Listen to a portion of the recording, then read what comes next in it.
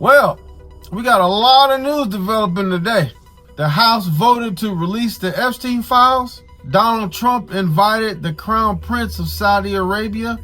You know, that dude that was accused of assassinating that Jamal Khashoggi, the journalist. Yeah, that guy. Then Donald Trump on Air Force One fixed his mouth to call somebody a piggy. A lot to get into, so let's get started. The House of Representatives overwhelmingly voted to release the Epstein files. The vote was like 427 to 1. The only dude that voted no was Clay Higgins of Louisiana. That's crazy. They never agree like that. Ahead of a vote that President Trump and GOP leaders had toiled to avoid, they embraced the bill as a step toward transparency, even as they called it a flawed and unnecessary. Well, of course they gotta have some type of pushback, but that's crazy. 427 to 1, and the only dude was from Louisiana about some PDF file stuff. What's going on there? The House Tuesday approved a bill directing the Justice Department to release all files related to its investigation into the convicted ex-offender Jeffrey Epstein with a near unanimous, and the only reason why it wasn't unanimous because your boy Clay Higgins.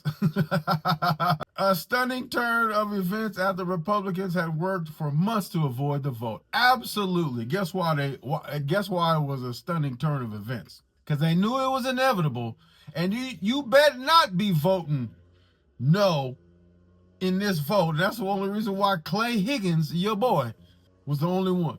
Because you ain't gonna have no more career after this. Once Donald Trump gets out of office, you're done.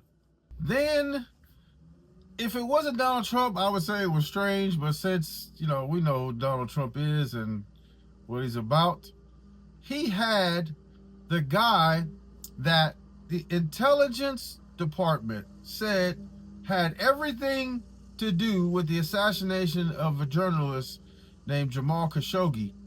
He had him in the White House, which is crazy. Then he said he had nothing to do with it. He knew nothing about it. Of course he was going to say that. That's his go-to line. I didn't know anything about it. What are you talking about? ABC News is fake news. Is it appropriate, Mr. President, for your family to be doing business in Saudi Arabia while you're president? Is that a conflict of interest? And Your Royal Highness, the U.S. intelligence concluded that you orchestrated the brutal murder of a journalist. 9/11 families are furious that you are here in the Oval Office.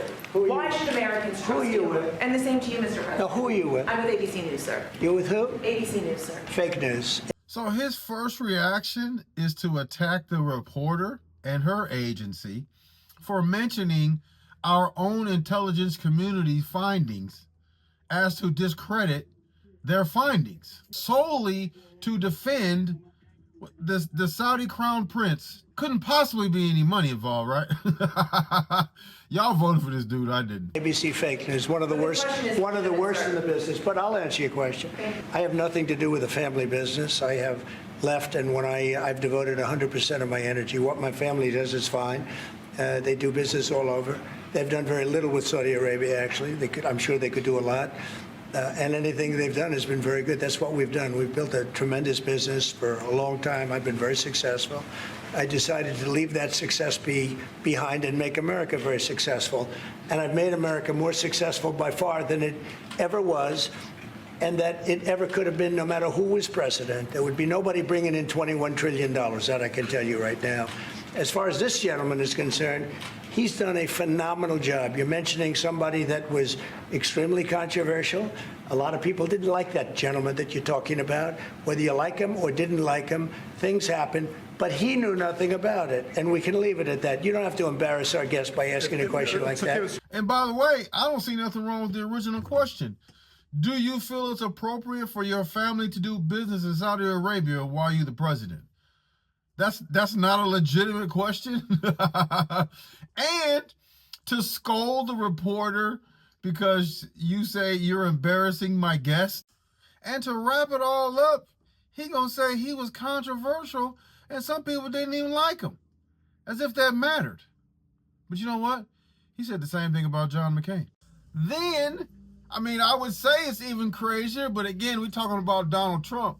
This dude had the nerve to fix his mouth to call somebody a piggy.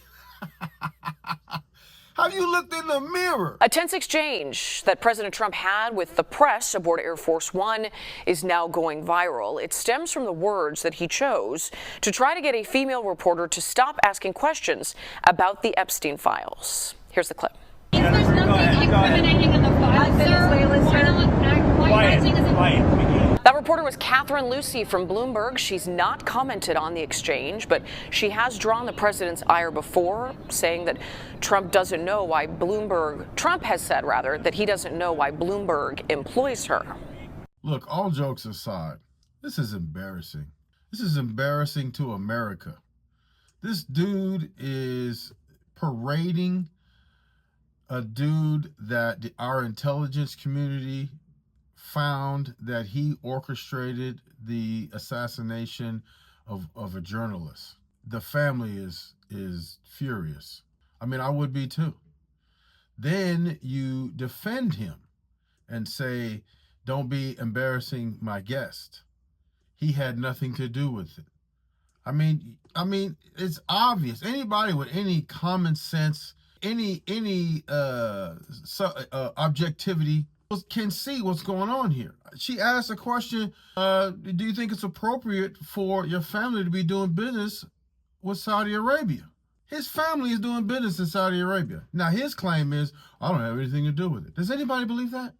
Are you serious? Does anybody believe that? I mean, yeah, you could say you believe it, but do you really believe it?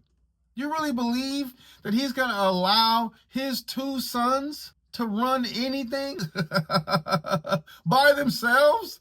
You really believe that? No, you don't. Stop it. You can defend it, but listen, deep down inside, you don't even listen. This dude is not giving up control of anything. I promise you. He's not giving up any control. This dude is a narcissist. This dude does stuff in your face and don't care. But it's I mean, you can't really just come out and just do it blatantly. I mean, you got to say, hey, my sons are, knock it off. Knock it off. He's not letting them do nothing without his say so. He's quarterbacking that whole thing. He can't say it though. But listen, anybody with any sense and anybody with any objectivity, it looks at this and like, this is crazy. This is embarrassing that our country voted this dude into office.